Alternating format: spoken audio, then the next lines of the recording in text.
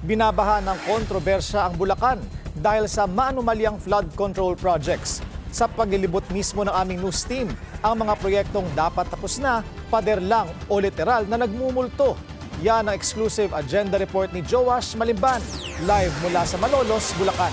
Joash, papaanong nakalusot ang mga ganitong ghost project?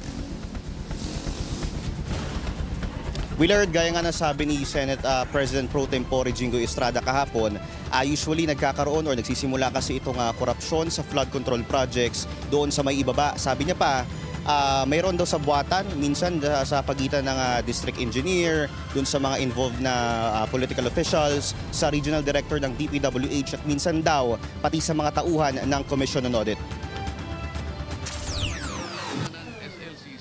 Kung Ghost Month para sa mga Chino ang Agosto, tila Ghost Projects Reveal Month naman ito sa Pilipinas.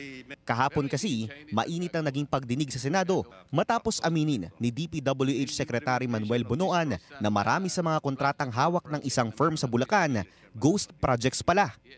Ang kanyang tinukoy na kontratista, ang Wawaw Builders. My office received reports that there are ghost projects in the municipalities of Kalumpit, Malolos, and Hagonoy in the province of Bulacan. Can you confirm this? Yes, Your Honor. That's true.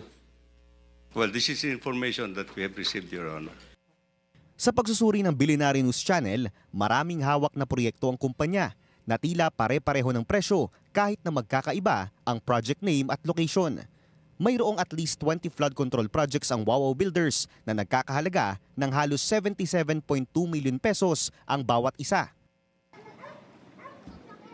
Kaya pinuntahan namin ang ilan sa mga ito para malaman ng itsura ng isang proyektong nagkakahalaga ng 77 million pesos. First stop ng aming team ang isa umanong construction of flood mitigation structures along Barangay San Roque sa bayan ng Paumbong. Sinundan namin ang eksaktong coordinates na nakalagay sa sumbong sa Pangulo.ph. Ang aming naabutan, isang maikling pader na tila hindi pa natapos.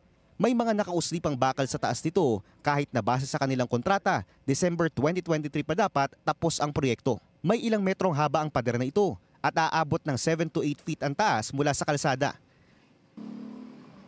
Next stop namin ang isa pang flood mitigation structure sa bayan pa rin ng Paumbong. Muli, sinundan namin ang coordinates sa sumbong sa Pangulo.ph. Pero dinala kami nito sa gitna ng isang palaisdaan. Ang eksaktong coordinates pinagtatayuan ng tila isang malaking residential property na mayroong isang malaking aviary o kulungan ng mga ibon. Ang flood control project na dapat nakalagay rito may completion date na August 9, 2023. Nakausap namin si Tatay Napoleon Rivera, 30 years ng residente sa lugar. Wala akong alam na nabalitan project dito ng flood project eh. Kailan po kayo siguro may huling natandaan na mayroong construction na ginawa dito sa lugar niyo? Ayun lang pong malaking bayan na, yun ang huli. Lumipat kami sa bayan ng Kalumpit para tingnan ang isa pang 77.2 million pesos na proyekto. Bago ka makapunta sa eksaktong coordinates ng flood control project, dadaan ka muna sa hanggang binting tubig baha. Pagdating namin sa lugar, tila putol na pader ang aming naabutan.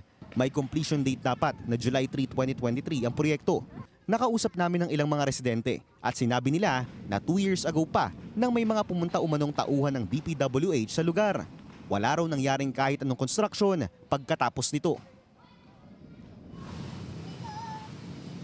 Willard, kung matatandaan mo kahapon, ang nireveal kahapon ni Senate President Pro Tempore Jingoy Estrada, yung tatlong bayan ng Kalumpit, ng Hagonoy, pati ng dito sa Malolos na meron daw ghost projects yung Wawaw Builders. Actually, marami pang proyekto yung Wawaw Builders based sa dataset natin.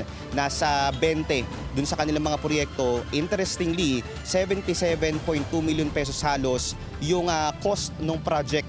At siguro sa mga susunod na araw, titingnan natin at bubusiin pa natin yung ilang mga proyekto na hawak nila dito at yung iba pang mga construction firms dito sa may Bulacan. Willard. Joash, 77 million pesos, napakagandang bahay na siguro ang pwedeng itayo, no? Gamit ang halaga na yan. Anyway, maraming salamat sa report mo. Joash Malimban, nag-uulat ng live mula sa Malolos, Bulacan.